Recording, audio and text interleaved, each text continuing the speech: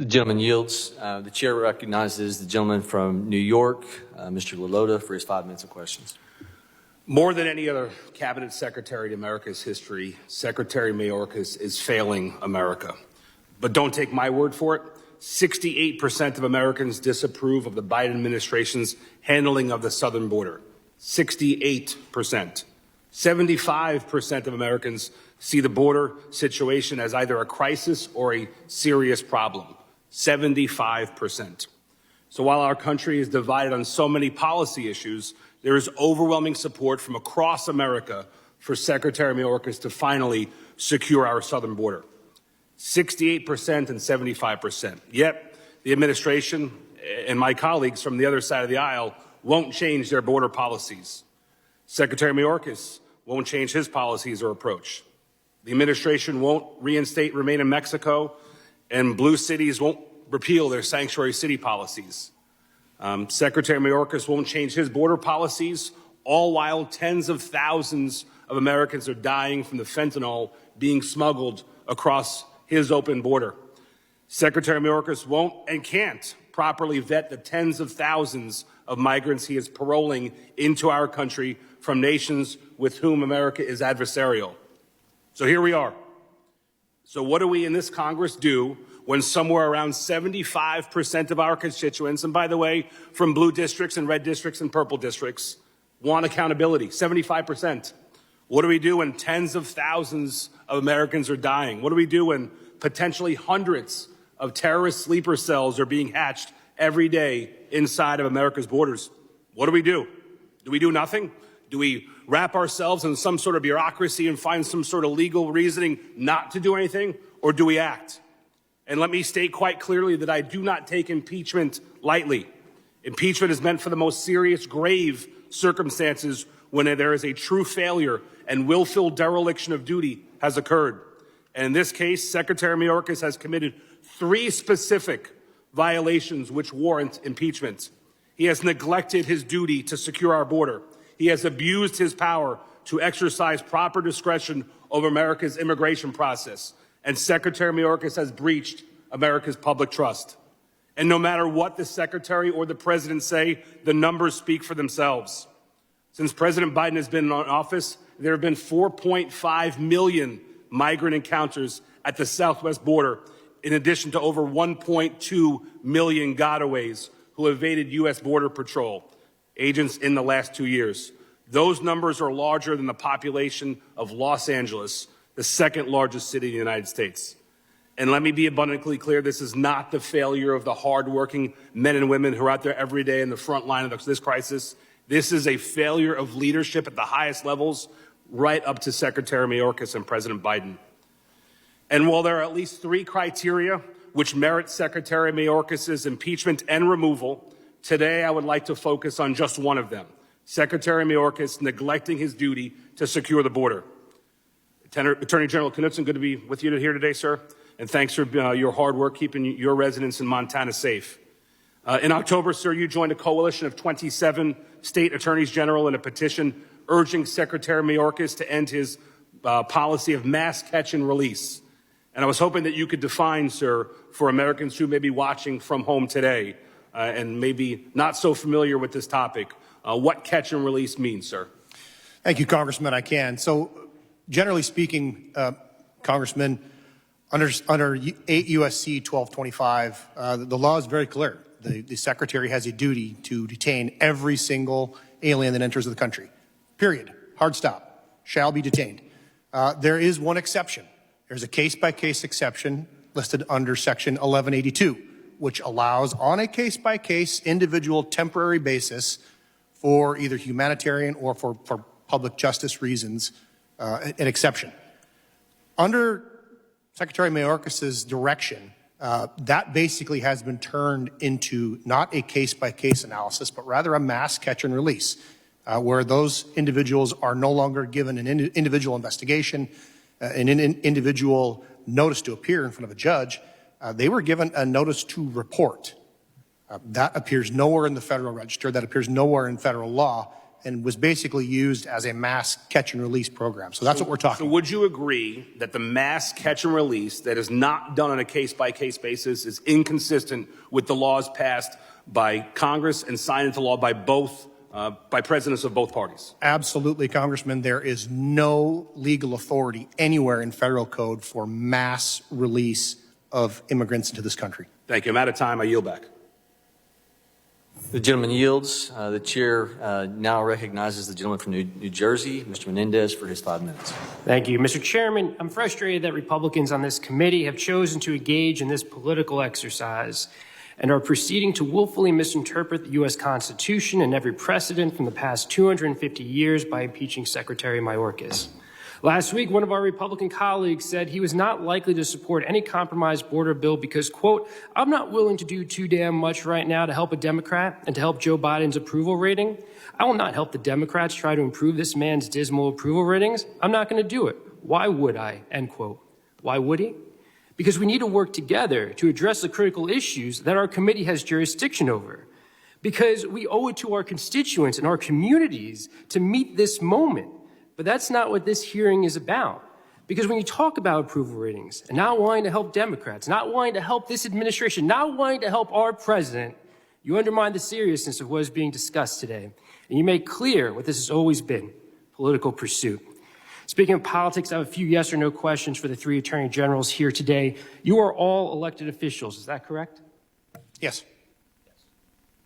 I was appointed to my office subject to election by the people. Understood. And you are all Republicans, is that correct? Yes. And lastly, in 2016 and 2020, President Trump won in the states that you serve as Attorney General of? Yes. Yes. So it's fair to conclude that it's politically beneficial for you to be supportive of the former president and his policies and oppose President Biden's policies, as is the case for all of our Republican colleagues here on this committee. But constitutional law is clear on this point. Policy, political differences are not appropriate grounds for impeachment. Mr. Bowman, is that correct? Yes or no? It is. Thank you. House Republicans have said they will not support, quote, another dime, end quote, for DHS until the enactment of H.R. 2, their extreme anti-immigrant border bill that would severely restrict our legal immigration system, a bill that would endanger migrant lives by denying asylum seekers their legal right to seek protection in the United States, and reinstating dangerous policies that force migrants to remain in unsafe conditions, such as remain in Mexico. But Republicans know that H.R. 2 is so cruel and unworkable that it will never become law. But that's what they use to say we're doing something here. That's what we're doing on this committee in this Congress. Instead, Republicans could support President Biden's request for funding for more CBP officers and fentanyl detection technology to increase CBP's capacity to identify bad actors and drugs at our southern border. But no, they won't support this funding or any solution that would help this administration carry out border security efforts, because it would weaken their political talking points. That's been their strategy this entire administration. In this committee, we have real opportunities to work on substantive issues together across the aisle. Instead, my Republican colleagues are distorting this committee and its mandate to safeguard our nation's homeland security into a vehicle for false narratives about migrants and the border. Professor Bowman, let me ask you a question. Is it appropriate to impeach Secretary Mayorkas because of policy disagreements? No. Is it appropriate to impeach Secretary Mayorkas because Republicans refuse to properly fund DHS and allow him to do his job? Well, I don't want to characterize the actions of the Republicans, but certainly you don't impeach me. We'll take your for first part of the disagreements answer. about politics. Professor Bowman, is it appropriate to impeach Secretary Mayorkas because Republicans would rather narrate a crisis to score political points than work with the administration to strengthen the security of our border? It's certainly not appropriate to impeach a cabinet officer over political or policy disagreements. I agree. Attorney General Drummond, thank you for your testimony, your written testimony. I went through it. I appreciate it. This day and age, we deal a lot with sourcing and citations. I noticed there was a single source in yours, and it was to the Federation for American Immigration Reform. Are you aware that the Southern Poverty Law Center has designated the Federation for American Immigration Reform as a hate group whose leaders have ties to white nationalists? I'm not. Yeah, completely understandable. I would just let you know that a lot of the sources that have been used in all this investigative materials and reports that have been put forth by the majority have relied on far-right anti-immigrant think tanks and groups that are not aligned with what I believe our country's morals and values are. And that's a problem with a lot of the reports that this hearing, that this impeachment process and procedure has been based on. And that's where this all falls apart for me. I really wish we were engaging in a thoughtful exercise. I really wish we were trying to solve some of the challenges that we're facing, but that's not what today is about. And with that, I yield back. Gentleman yields.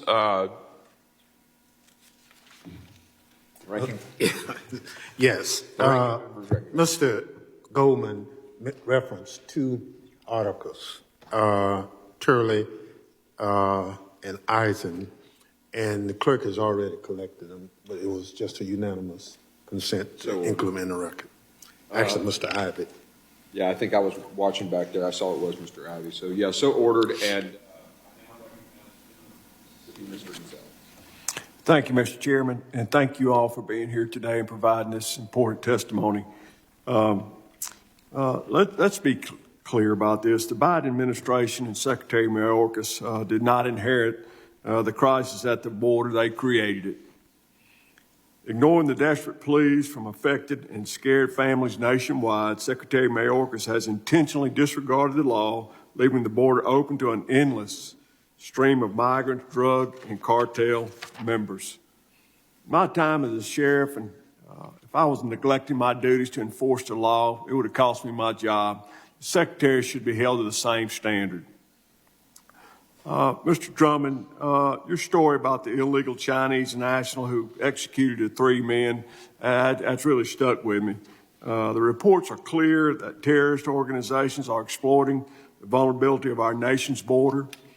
It is simply irresponsible that Secretary Mayorkas continues to ignore the significant threat to our national security.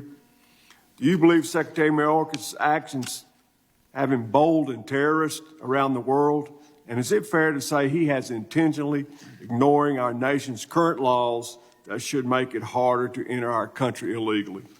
I think that it is indisputable that we have terrorist organizations invading my state. We've identified numerous gangs, numerous syndicated crime organizations, and they only grow on a daily basis. Mr. Knudsen and Mr. Bailey, would you care to comment on this as well?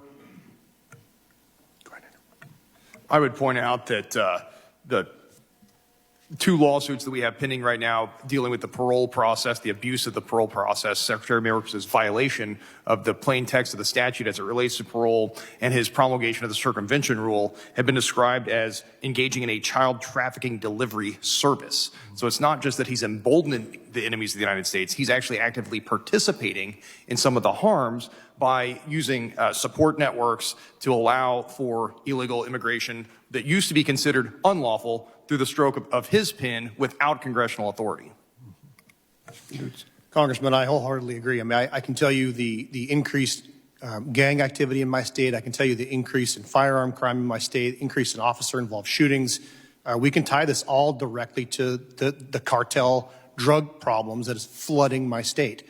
We've seen fentanyl seizures in my state rise by some measurements up from 11,000% in my state just since 2019. Those are numbers that we were not seeing prior to this administration change. I think that's pretty staggering. Thank you. Mr. Drummond, in your state and many others, we've had taken steps to safeguard our communities because we cannot rely on this administration to protect us.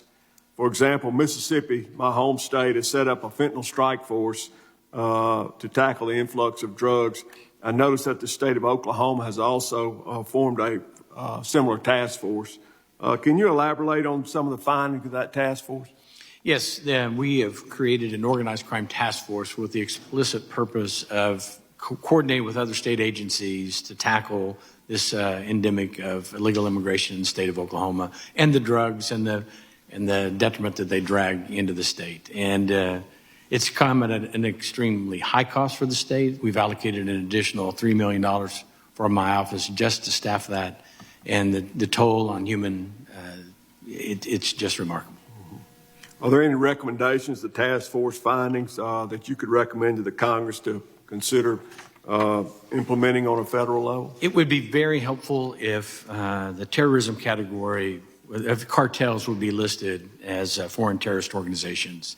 Right now, they fall outside that immigration inadmissibility definition, and if they were designated as such, it would give us strength in deportation. Also, in your testimony, you pointed out that smaller law enforcement departments are outmanned, outgunned, and ill-equipped to address the threats coming across our border, particularly the threats from the Mexican and Chinese drug syndicates. I can sympathize with this and certainly understand the stress that is placed on our rural law enforcement officers when dealing with such a rise in crime. As departments are forced and stretch their resources addressing pressing issues, can you talk a little bit about the ripple effects and the gaps it leaves in our critical areas of law enforcement and safety for our communities? It has truly taken the attention of all law enforcement in the state of Oklahoma toward this issue, where we have a shell owner buying a piece of property, pushing up berms of dirt with bulldozers, manning those with semi-automatic weapons at the top. Very intimidating for our local law enforcement. They're outgunned, outmanned, and our resources are stretched in the state. Thank you, Mr. Drummond, and the other witnesses as well for your input today. Once again, the committee has shown that Secretary Mayorkas bears direct responsibility for the chaos at the border. I will not tolerate the overlooking of real threats that are jeopardizing innocent lives. His failures demand swift accountability. Mr. Chairman, I yield back. Gentleman yields. I now recognize the gentlelady from Nevada, Ms. Titus, for her 5 minutes of questioning. Thank you very much, Mr. Chairman. Thank you to the witnesses. You know, often I see my colleagues across the aisle brandishing the Constitution like a sword. You love to quote it, you love to cite it, you love to talk about what the Founding Fathers intended, that original intent, but it's kind of like Shakespeare and the Bible. Those who talk about it the most have seldom read it and really may not understand what's in there. You know, if you talk about original intent, you're saying what the Founding Fathers intended. Now, there's a smaller country, smaller population, smaller budget. We had no AI, we had no drones. How do we know what they intended? Well, often we don't, but in this case, we know exactly what they intended. All you have to do is look at some of the notes from the Convention of the Constitution by Madison, who did not want to include the maladministration because it was too broad and policy-oriented. Look at Federalist Paper 65 by Hamilton, a conservative at the time, who did not want to include this broader interpretation of impeachment. Now, you've also heard Mr. Bowman's arguments, a respected scholar who you have demeaned his expertise by insinuating, oh, he's just a Democratic witness. But he is not alone in this position. Mr. Turley's letter was mentioned. There is an article in The Hill about another letter from legal scholars. This is a group of legal scholars who wrote a letter to our chairman and the leadership of the House, Speaker Johnson, that says their proposed grounds for impeaching Mayorkas are the stuff of ordinary policy disagreement in the field of immigration enforcement. They go on to say that this is inappropriate. They admit they have varying views on the wisdom and success of Mayorkas' work on the immigration policy, but they say you cannot have impeachment based on this policy. It is a, I quote, stark departure from the Constitution. Now, these legal scholars included in this letter are Donald Ayer, who served as U.S. Deputy Attorney General under George H.W. Bush, Stuart Gerson, who served as acting U.S. Attorney General during Clinton and also served in the Justice Department under Bush. You have Mr. Turley also included in this. There's even a quote by Dershowitz who says that this is inappropriate use of impeachment. So Mr. Bowman, with his expertise, does not stand alone in condemning this use of impeachment for political reasons. Now, I look at this resolution that we're supposed to be considering that was offered by Ms. Taylor Greene, and aside from the fact that it's got some punctuation and grammatical errors, It lists some ways that the secretary has been effective in the amount of fentanyl that has been seized at the border, the number of people who were caught on the terrorist watch list before they came into the country. Those are all evidence that he is carrying out his duty. What I don't see anywhere in this resolution, nor have I heard from any of my colleagues, nor any of our attorneys general, is how impeaching the secretary is going to solve all these problems.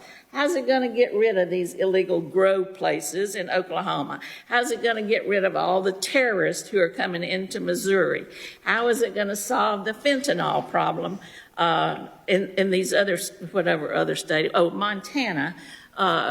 Because we've gotten rid of Mr. Mayorkas. If anybody can add that and tell us how getting rid of him is going to make a difference, I'd like to hear it. We hear over in the Senate, Senator Lankford, who is a Republican, saying, well, you can just switch one secretary for another. It's not going to make any difference. So perhaps we could talk about how getting rid of Mr. Mayorkas through this impeachment process is going to make a difference. I hear nothing. Did you want, does the gentlelady yield? No, I'm not going to. Okay, all right. So since I gave you, I'd gladly answer the question. I gave you an opportunity. I gave you okay. I'll yield. Okay, all right. Well, in my previous testimony, I've shared that the policies that he's implemented has allowed the cartels, and actually Merrick Garland agreed with this, that they're flooding the crossing sites, tying up the Border Patrol, causing them to concentrate, and then the fentanyl and the other things are coming across the border outside. Now, I get the argument that's often made about what's captured is mostly captured at the crossing site. I can take my time back. Okay, all right. Mr. Chairman, you're not answering my question. How getting rid of Mayorkas is going to solve these problems. What you really want to do is get rid of President Biden. You want to get rid of President Biden, and then perhaps you can put your own secretary in there that will come up with different policy. But just impeaching Mayorkas, we'll have another appointment of another secretary who follows the policy of the administration, and you won't like that either. So thank you, Mr. Bowman, for your expertise.